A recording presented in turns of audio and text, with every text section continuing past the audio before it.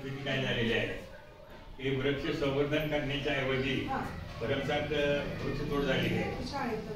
प्रत्येक गावात किंवा जिल्ह्यात घ्या, तालुक्यात घ्या, राज्यात घ्या, पूर्वी जशी आजूबाजूला सगळीकडे जंगल होती, दाट झाडी होती, डोंगर सगळे झाडीनं पूर्ण झाकलेले होते, ही परिस्थिती आता कुठेही बघायला मिळत नाही। त्याचं कारण काय तर आपणच आपल्या स्वार्थासाठी किंवा वैयक्तिक फायद्यासाठी त्या जंगलाची भरमसाठ तोड केली। जंगल संपत्ती ही नष्ट होत आल्या, जवळजवळ 25% संपत्ती राहिली असेल जंगल संपत्ती।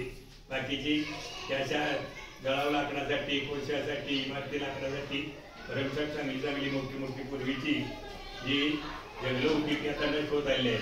आणि आता त्याचा तोटा काय व्हायला लागला आहे तर आता गेल्या वर्षी पाऊस पडला, म्हणजे तो निसर्गाच्या नियमानुसार पडला नाहीच।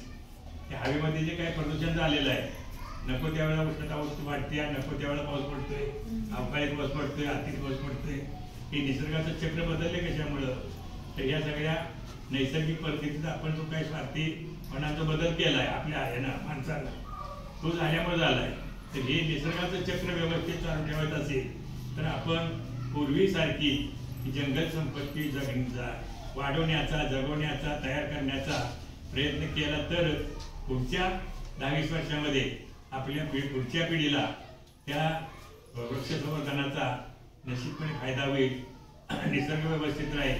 आपल्याला हवेमधला जो काही उष्णता वाटते हवेमध्ये भरमसाठ प्रमाणात, त्याच्यात कंट्रोल करता येईल आणि पावसाचं तसंच हवामानाच्या समतोलपणाचं